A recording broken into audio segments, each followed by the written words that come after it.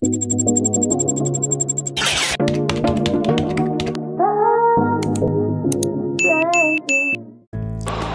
everyone, shout out Whitey World.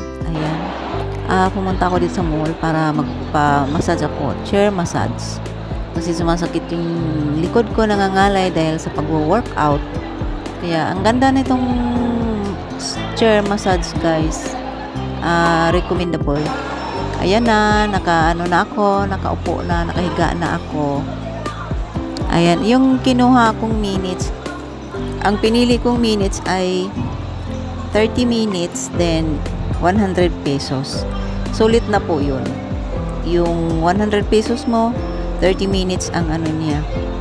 Ayan, habang nakahiga ka dyan, ayan, minamasahe na yung likod mo. Nagmamatik yan, hihiga yung upuan. Tapos, meron siyang guide na parang screen, ayan, parang TV. Ayan, nakikita mo yan kung ano kung ano yung nakailaw, yan ang ginagawa niya sa katawan mo. Ayan, pati sa paa, minamasahe din niya yan. Sa arms mo. Tapos sa likod. Ayan. So, maganda siya, masarap ang feelings. Pagkatapos, parang ano talaga, yung iba talaga pagka pinamasahe mo yung likod mo, kasi lalo na pagkapagod ka sa work, sa trabaho, lalo na ako nag-workout ako, lahat ng muscle ko masakit. Kaya iyon, minsan uupo na lang ako dyan sa upuan. Suki ko yung upuan na yan char.